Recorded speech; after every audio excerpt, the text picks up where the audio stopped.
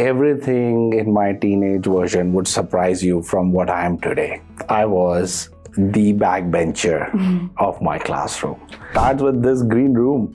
I'm surprised, like today I enter the campus and I'm seeing this for the very first time. Though, I would say Bhagat Singh College was still the Bhagat Singh College was back then. Like it was my dream college. My mother was very deliberate that if you have to go to school tomorrow, you're gonna iron your clothes, you're gonna polish your shoes. So those little things, instincts that you instill in kids while growing up can make a sea change. When I'm watching too much of social media, I always tell myself somebody else is making money because I'm spending so much time on the screen. Rather, I want to make money. So what do I do to make money?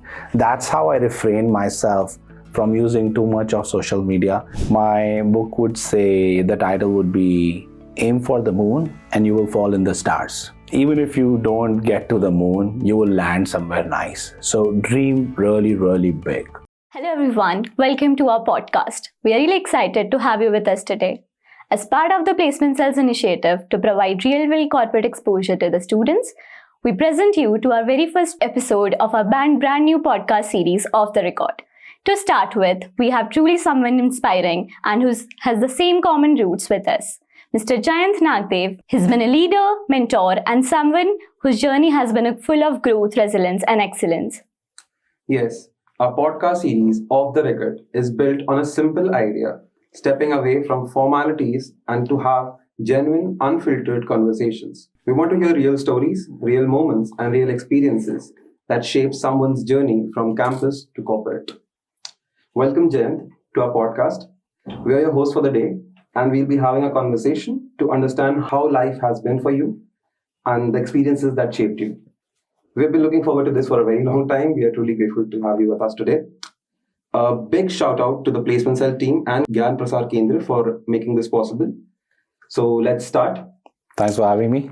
My pleasure. Always good to be back to campus. Really? Sure. To start with, let's have a very basic question. How's life been treating you lately, personally or professionally? And when you look back, does your journey feel surreal or something that you'd imagined when you were in college? Well, absolutely. Where is the doubt? Life has been treating me pretty well. I would say God is very kind. At the end of the day, I could never imagine that in life I could reach anywhere close to where I am. And I will not say that I've accomplished too much. But in the process of growing, you continue to acknowledge some accomplishments, little or big, on the way. And that's what I have been doing. I personally feel it has been very, very rewarding with respect to the effort that I put in while growing up with my education or my discipline or my consistency or persistence. All of that is no secret sauce. It is out there, but not everybody is able to get that together. So, as you said, professionally, I couldn't imagine working anywhere else where I work right now. And, when you work, you are able to find and align your purpose with your passion. So, my organization has been very, very helpful in allowing me to align my purpose with my passion. So very, very rewarding. It is surreal for sure. I was feeling a lot challenged when you are in campus, and I was always questioning myself whether I will be able to sustain my monthly bills and, will I be able to foot the expenses for the family. Growing up, I grew in an upper middle class family. So as all dads are, they're very demanding from their son. And my father was very demanding as well. And I think that created the right set of pressure on me to just keep me going. So, as I said, God is kind. Sure. Your journey inspires us a lot. I think that's a journey that many of us would be dreaming of currently. So. Definitely. So speaking of looking back, let's rewind a little bit more. If you ever met the teenage version of you, what would surprise us the most as compared to today? Everything in my teenage version would surprise you from what I am today. I was the backbencher of my classroom. I was not a very good student. My mother was always feeling very challenged with my development and my ability to learn things. So everything in many, many ways. As I said, fathers are seldom happy with their son, and I was doing more or less things which I shouldn't be doing, as every kid wants to play around a little bit. So everything about me growing up in my teenage would surprise you. But I will tell you, behind the curtain, there were little elements in me which were shaping up. But then my mother was very deliberate that if you have to go to school tomorrow, make sure you wind up from the living area 30 minutes prior. You're going to iron your clothes. You're going to polish your shoes.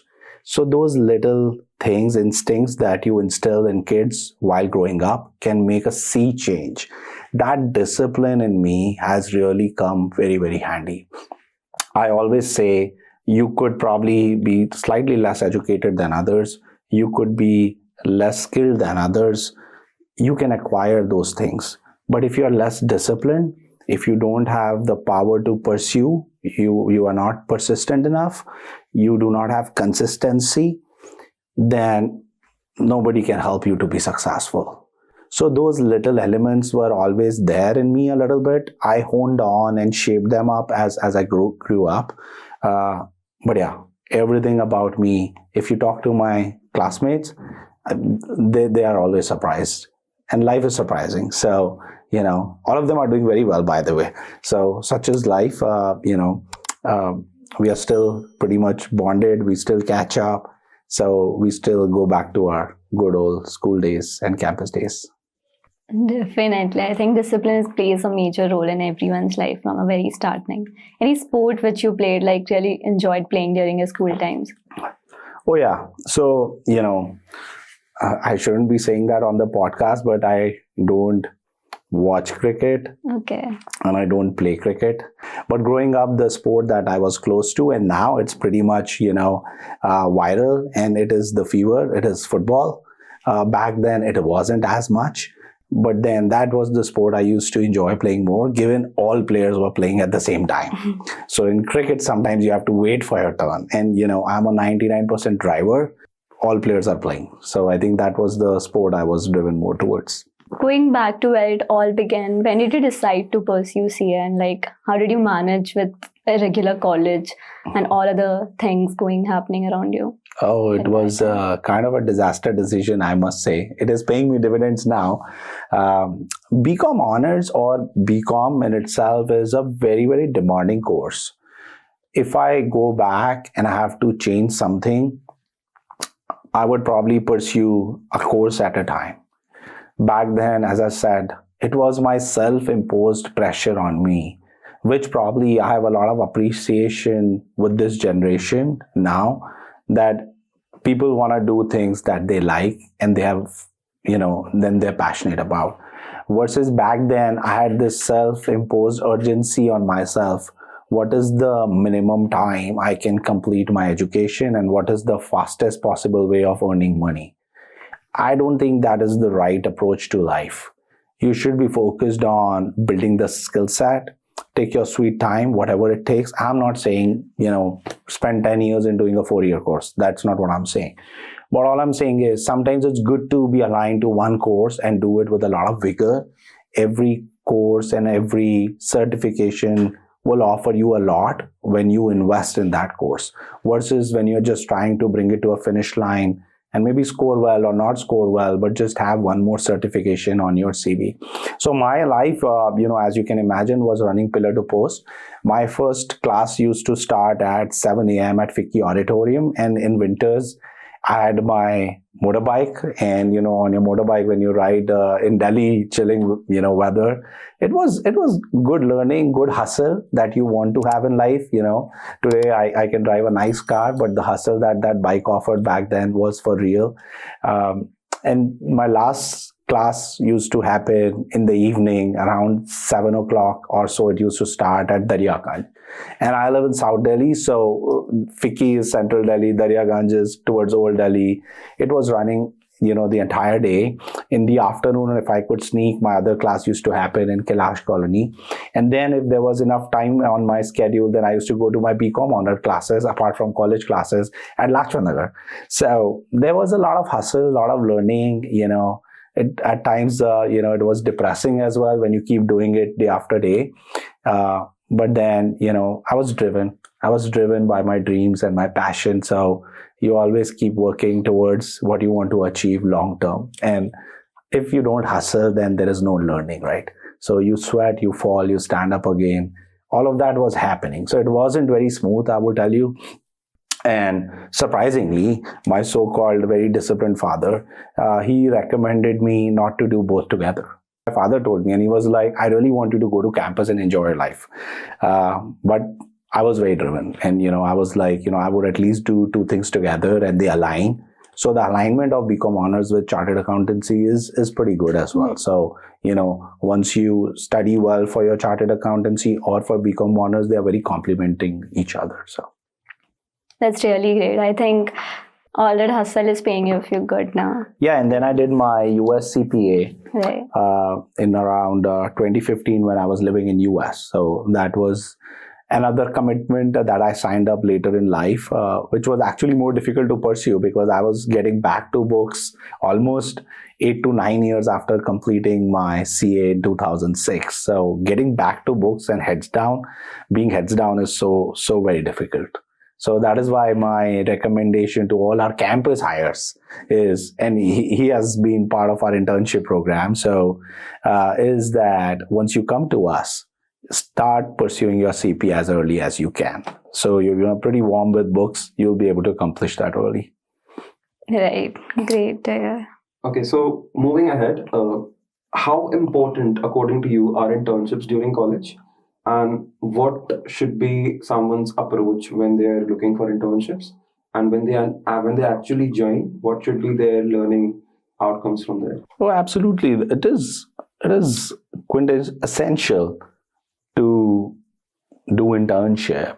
It is no different than you are studying how to fly a plane and you're not flying a plane. So you just know how to fly, but you haven't tried it. Similarly, if you are at a campus, you are not venturing into corporate through an internship, you are not exposing yourself to some real world learnings. And, there is a lot that could be taught in the classroom, and there is a lot that the world outside this protected campus space teaches you. And I will say the world is beautiful, but at the same time, world is a little harsh as well. So, there are no cushioned learnings for you in the outside world. So either you learn it fast, or you see that, failures start walking towards you. Or, if you want to call failures to rather use more positive terminology, your learnings would start walking towards you. So there is a lot of learning, there's a lot of exposure, and most importantly, you would learn what to say, what not to say, how to represent yourself, how to sell something, how to attend a meeting, how to walk out of a meeting and call it a win. Persuasion, which you learn in office, in the corporate world, things which are not yet ready to be sold. Similarly, in a corporate world, if you have an idea and you want to publish that idea, sell that idea, socialize that idea, maybe people are not ready for that idea. Maybe sometimes you are ahead of the curve. So be patient. You learn a lot of patience in office. You learn how people tend to behave, react, respond to situations. Once you learn all of that, I think you start mastering the art of dealing with people. And business is all about dealing with people. I would say I haven't mastered that art. I am still learning. Like, why do sometimes people get offended with something? Maybe I've not done anything incorrectly, but at the same time, for that person, the interpretation of that is very, very different. So internship really allows you to go out and experience the world. And I will say, if you're good with people, you can do anything. You can be very good with manufacturing. You can be very good with, technology. You can be very good with selling things. So you can do anything. As much as you can understand people better, you can be very, very successful. Sure, I can totally agree on that part. So a follow-up question to that. Apart from internship, what other things that you feel a student should aim to and look for when they're in college? A lot would happen basis your ability to build relationships. So, as part of growing up, I was asked to attend a program in Stanford and Wilton. I was a young manager. I think it was 2013 to 2015. And when we go to that program, it is a lot of technical work that you do for 2 years. And everybody around you has come from somewhere. So the network that you build over there is for life. That network is going to stay with you. So even today, I have that network pretty active. And in campus or in corporate, we say that if you have a very strong network, your net worth goes up. Similarly, when you are in campus, whosoever is in your year of graduation, be it younger or higher, doesn't really matter. If you are able to network well, you are right now sitting with the future CEOs, CFOs. This is the group of future CEOs and CFOs. So if you network well today, your life is going to be much nicer when you're outside of campus. Your network is going to help you grow and propel. So I would say network is going to be really a strong go-to pointer in what I'm recommending. And that also goes hand in hand with your ability to build relationships. It's very easy to, build a network, but it's very difficult to sustain a network. Sustaining a network requires a lot of investment. It may not be a perfect day for me to be in this campus today, but then it is never a perfect day. Do I really feel the need to be at this podcast today? The answer is yes. This is my way of giving back to the college, which really helped me groom and shape me who I am today. Similarly, as you expand your network, you will see you will have to constantly make deposits in that network. So in future, you can write a check out of that network. So that is really, essential. The other thing I would say is focus on building soft skills more than technical skills. Like technical skills are important, but soft skills is really differentiates you from 100 other people. So your ability to navigate a situation, your ability to transact is going to get exponentially enhanced. Right. Definitely. So talking about the CGPA, which colleges usually have, does CGPA really matter in the long run? And how much does it actually impact our career in the future? I would say we are living in the culture of dropouts. So dropping out of the campus is the new flavor, I guess. Not that, I'm a big fan of that. Of course, CGPA matters because it demonstrates your ability to learn and depict what you were taught. That is not the end of the world. So let's say if I'm pursuing my graduation, I don't score well. Okay, maybe there's a learning for me, but that doesn't dictate my outlook. So I give it its due importance as much as it needs. But I would also not take the charm of pursuing your passion away just because you did not score well. Life is going to happen as we started this conversation, a very surreal way with all of us. So that is not the end of the world. I think we're equally curious to know about your CGPA when you graduated, if you don't mind telling us. Yeah, I don't know if it's on top of my head right now, but I do remember I was in the first division. That's what at that point of time mattered, that whether you are in the first division or not. I can double check though, not on top of my head. I still remember in my second year, I had put probably 3 or 4 of my exams for rechecking because I was not happy with the score. And it ended up coming to my surprise. It was almost probably 30 or 45 marks more than what I was having. So that raised my percentage for my second year by almost 5 to 6%, which was a pleasant surprise. Nobody, would not like to have those extra marks by your side. But having said that, I was, as I said, I was multitasking with CA. That was taking a lot of my energy away. And if you really want to pursue a course or a graduation degree with a lot of passion, a lot of times I recommend do one thing at a time. Moving forward, in today's time, we face a lot of distractions in terms of both social media and other stuff. Did you ever came across some distractions and how did you overcome them?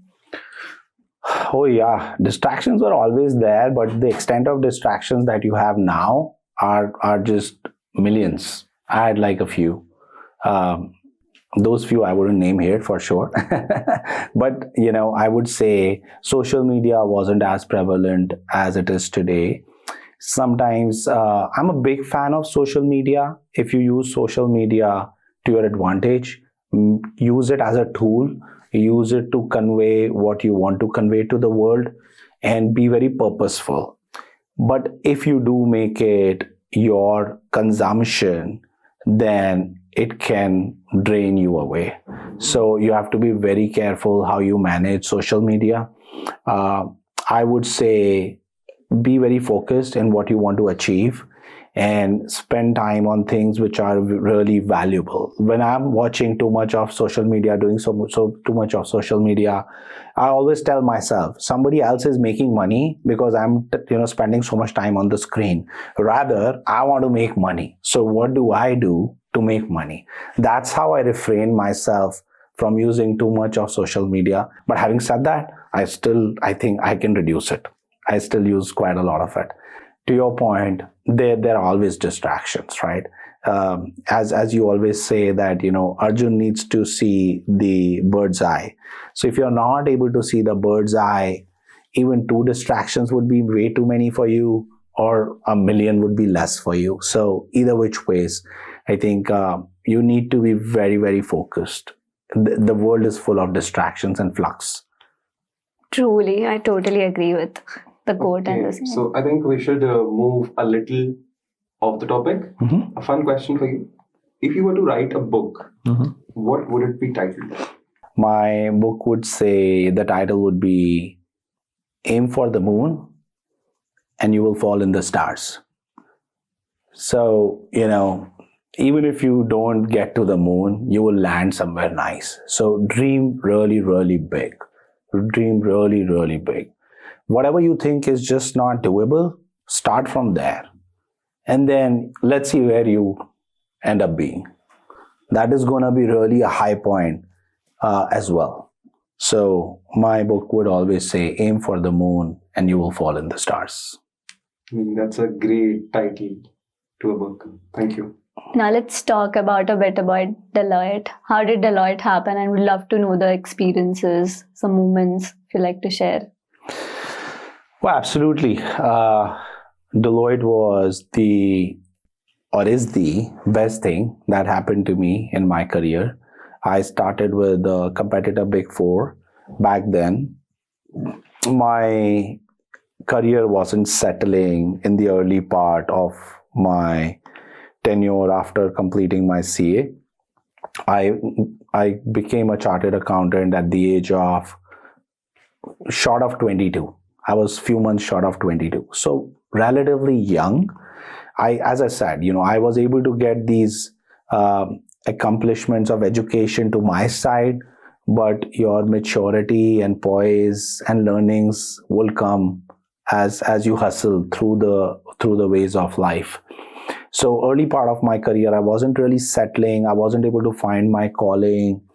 And then, one of my friend, he happens to be at Deloitte at Hyderabad. And I was talking to him, and then, we just happened to exchange my CV with him. And then I got a call from Deloitte, and I wasn't even sure whether I will get into Deloitte or not. And when I was able to clear my all rounds of interview, bold decision, because for me it was bold back then. It is not bold today probably for any of you, but back then for me it was. And it has been very, very rewarding. It has been a journey, very satiating, gratifying, purposeful, impactful, a lot of learning. More so, as I always say to a lot of people on my team as well, like, don't focus on buying a house, don't focus on buying a car, don't focus on going for that holiday. Do the right set of things, be very honest to what you do. Everything else is part of the process. You will get a house, you will get a car, you will also go for a good holiday, your kids will go to a good school, if you are being honest to what you're asked to do or what you're supposed to do. And be honest when nobody is watching you.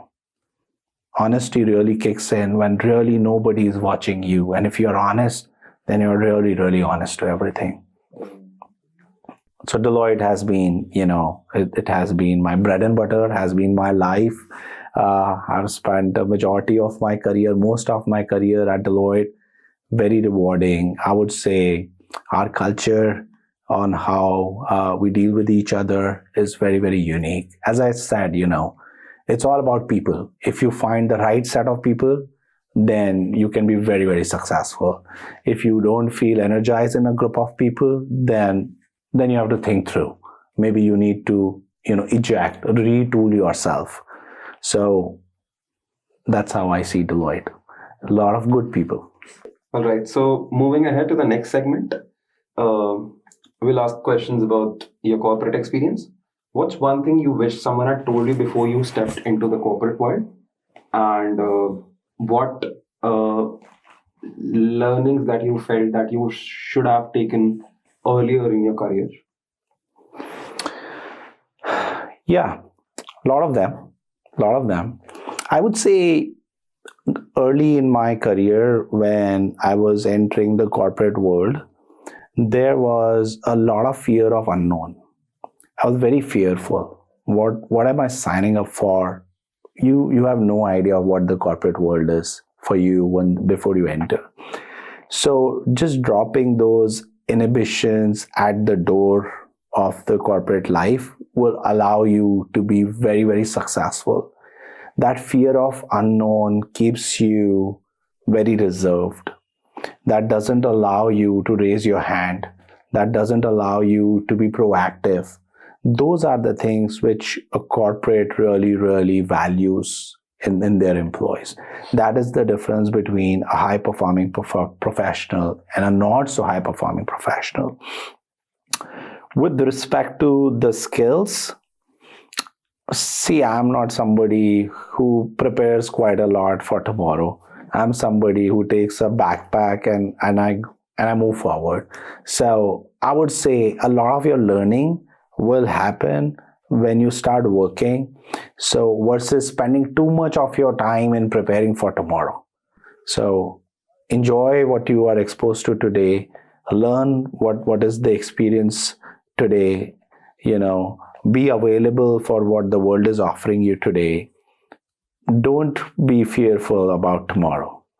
Life is going to happen.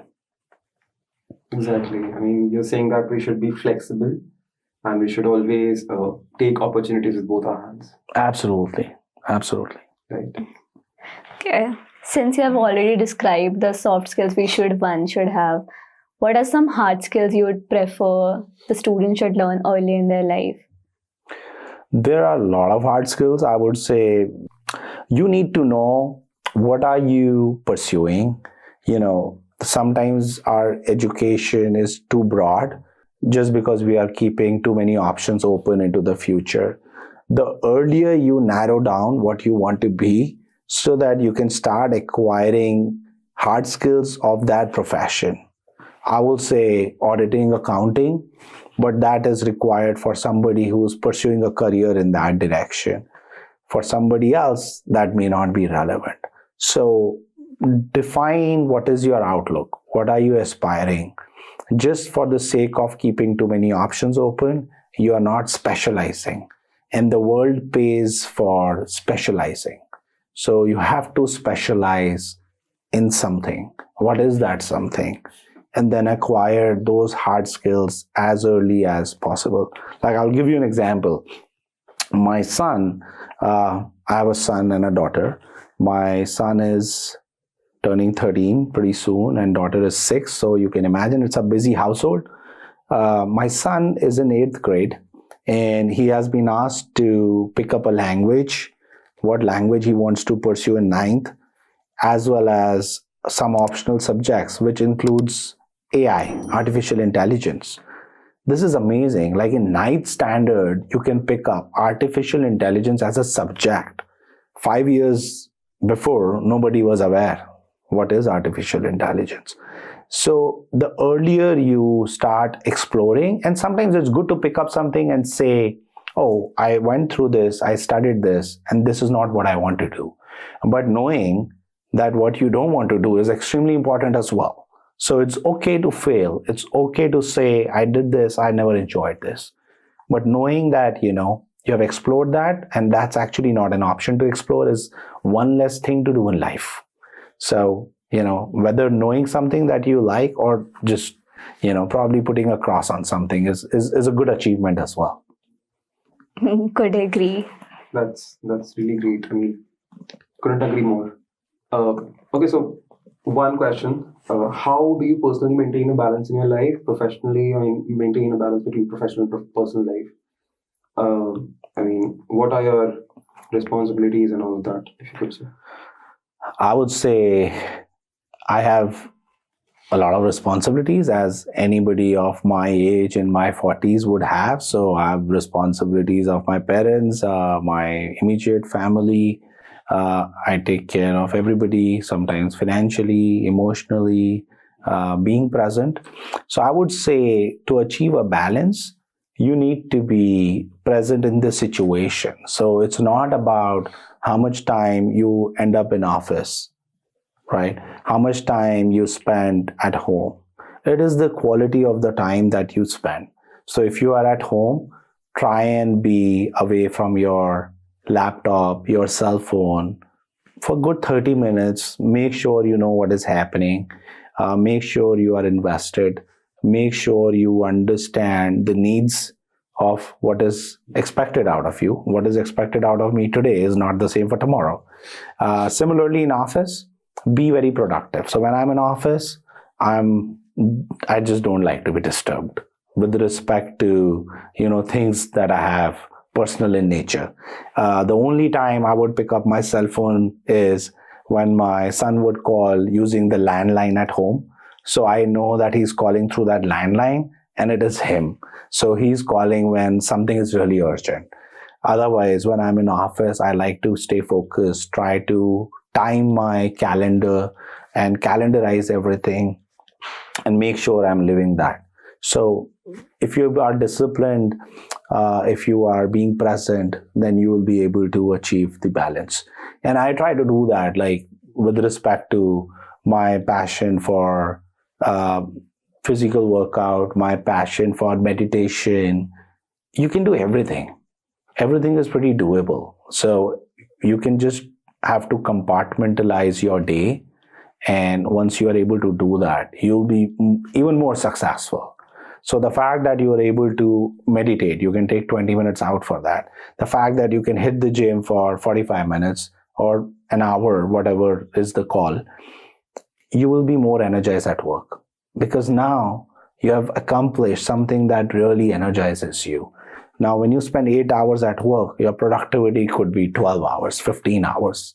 So that gets enhanced. Right. Like, moving forward, what are some common mistakes you think people make while entering the corporate? Is there anything that young professionals generally overlook? There are no common mistakes.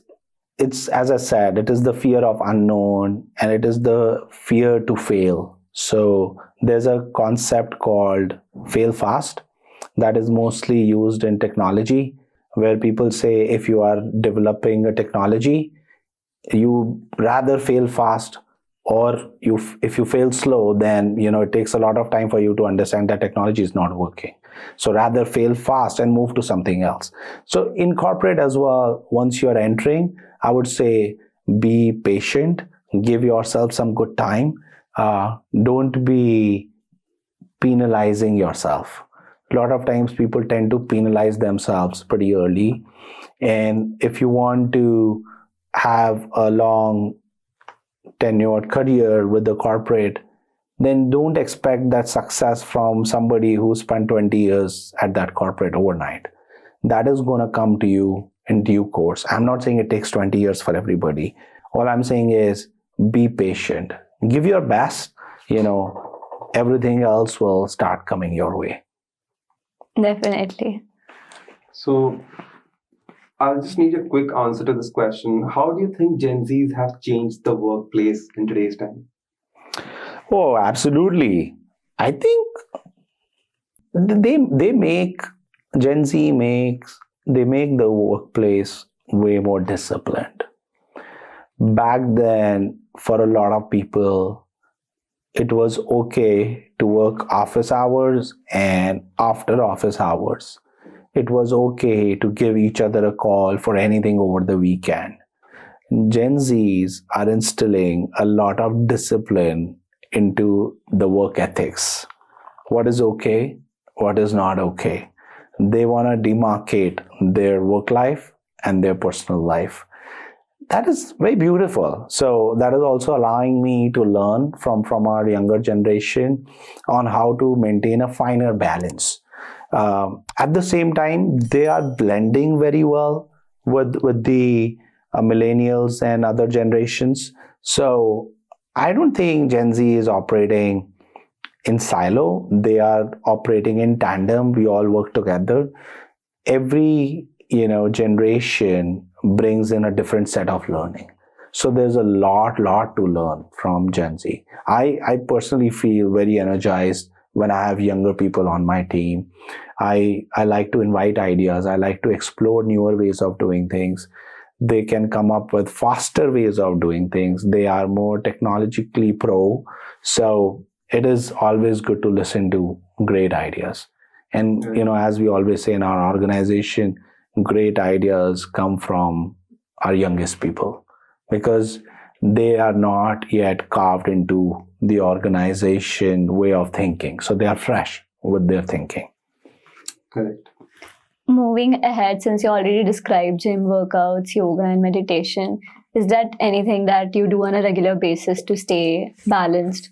Let me tuck in my jacket before I make that comment. But yeah, I do. I'm pretty disciplined in that perspective.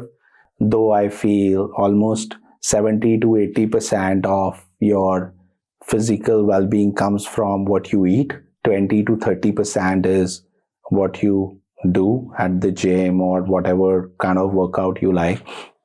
So I have a personal trainer, and that personal trainer keeps me honest. One, because spring out of the bed every morning and just make sure that I show up at the gym if I'm in Delhi, if I'm not traveling. Even if I'm traveling, he keeps me honest.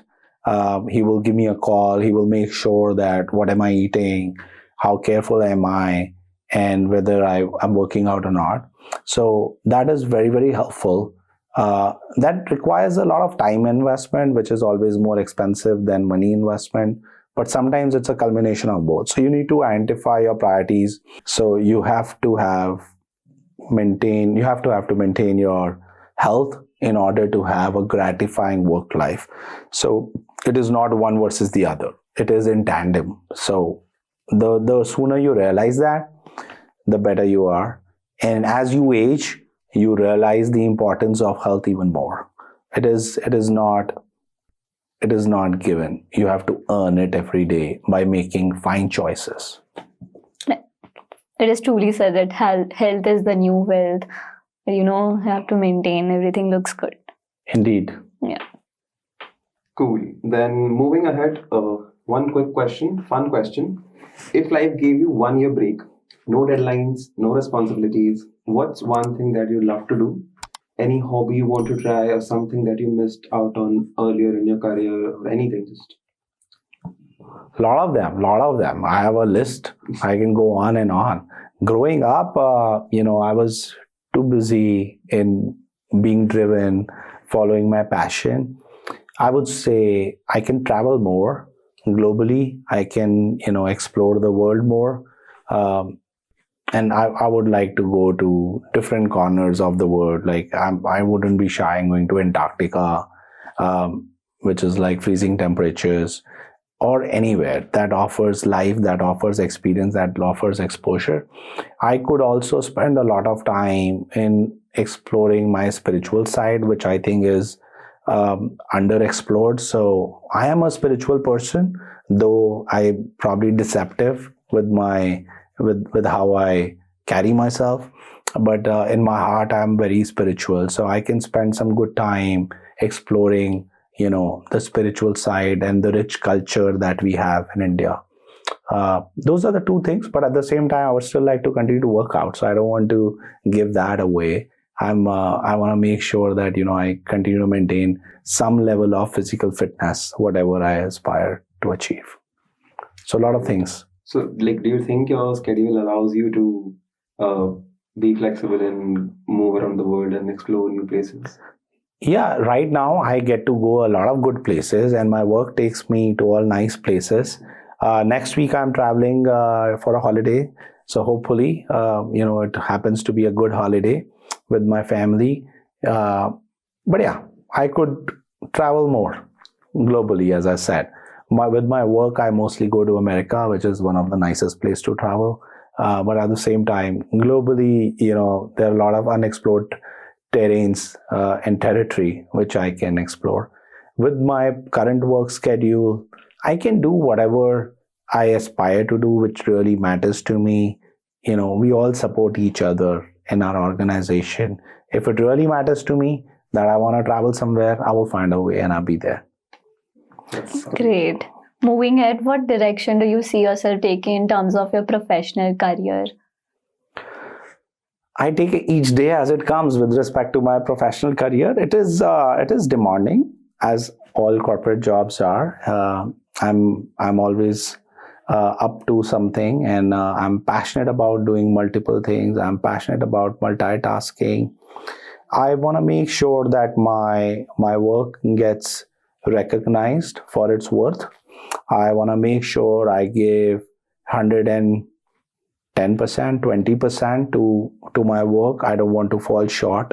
And then everything else, as I said, is a byproduct. If you do good work, you will get recognized for your good work.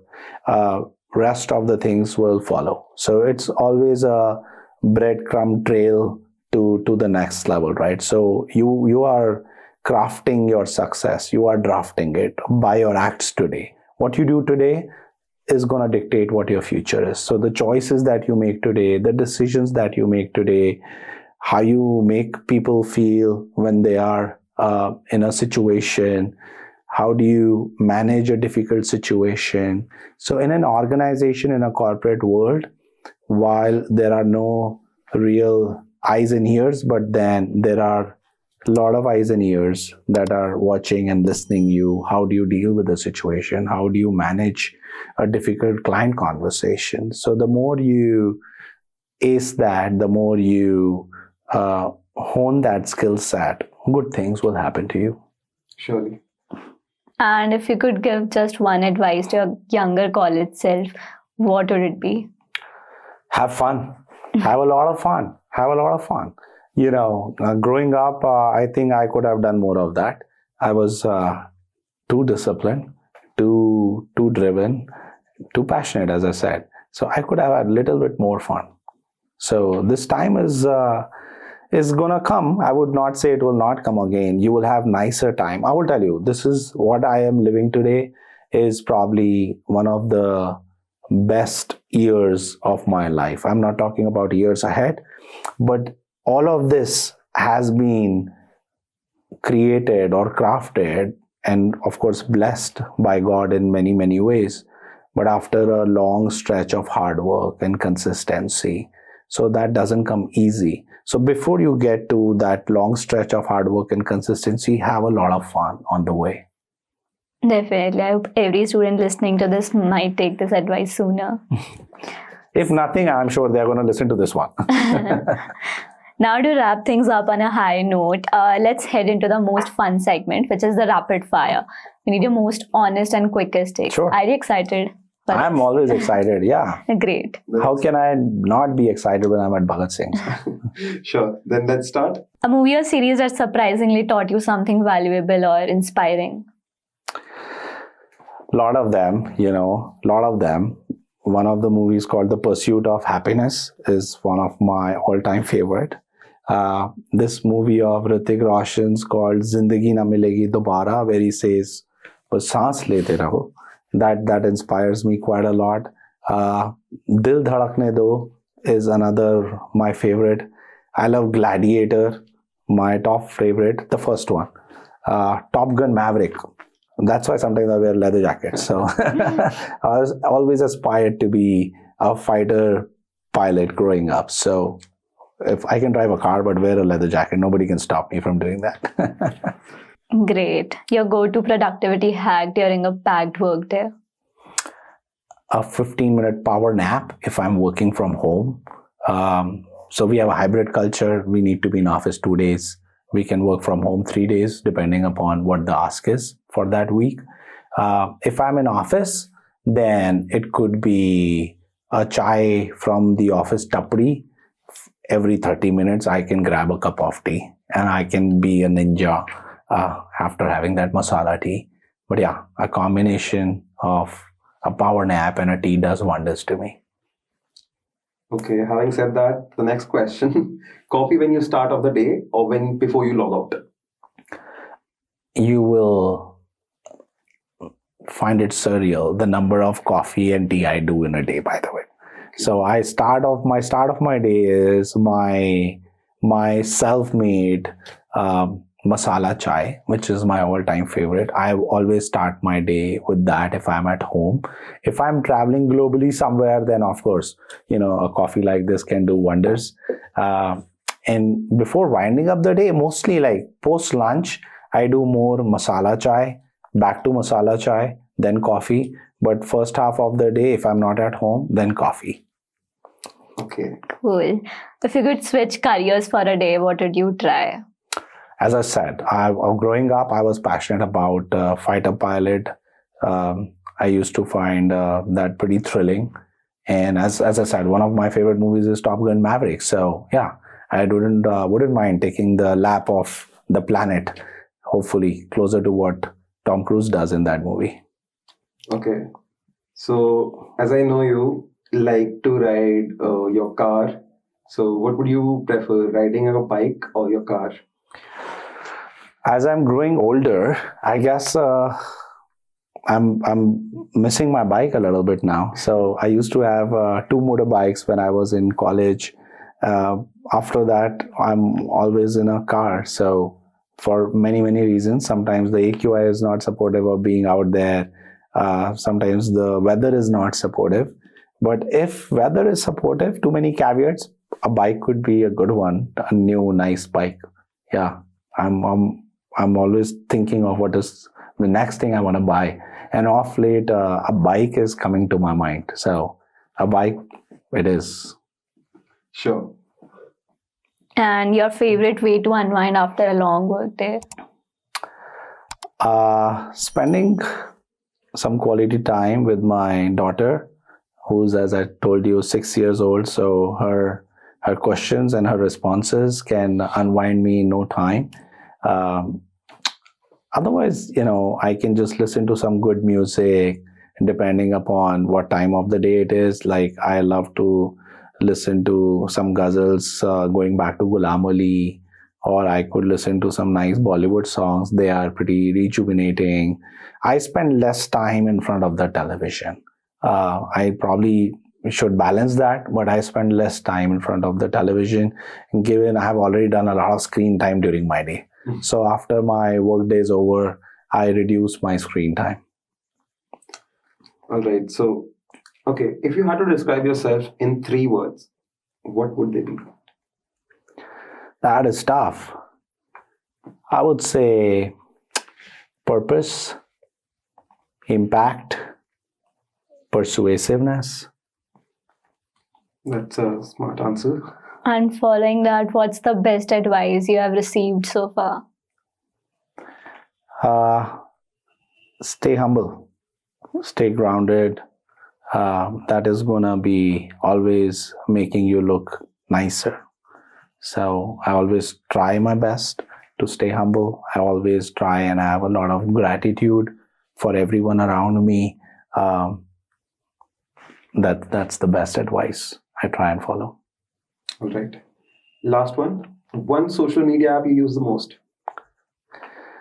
Social media, I would say LinkedIn, which is keeping me more connected with the corporate world, mostly in my work set of mine. Otherwise, I'm very fond of Instagram as well. I'm trying to cut short my time on Instagram. I'm fond of Instagram as well. Those were really cool answers, and this has been such a refreshing conversation, I must say. Yes, absolutely. We are genuinely grateful and privileged to have you with us today here. The experiences that you shared, the real life journey that you have had, it's truly inspiring for many of us. And we really look forward to learn from your experience. And Yeah, because you have given so many real insights, and the experiences, everyone listening would definitely take something meaningful. So before we wrap up, we'd just like to hear your thoughts about how your experience has been on this podcast. If feedback you would give. Oh, absolutely. It's been amazing. And you guys are a great host. I got a cup of coffee before we started the podcast. So that really made my day. But yeah, it's just wonderful. I hope this podcast will find its purpose with its audience. Our people, our students are going to benefit from this. I was thrilled when I got to know that I'm being invited to be part of these podcast series, and I'm the first one on it. So that makes it even more special for me. And I would say a lot more speakers should come and be part of this podcast. So this is really an exciting start. And you guys are amazing hosts. I wish you both all the very best. Continue to study well, and let's keep in touch. Thank you. Thank you once again for your time. We are really proud to have you here. That was a perfect way to begin this podcast series. Thank you so much. And on that happy note, we are wrapping up today's episode, but definitely not the conversations to come. Thank you. Thank you.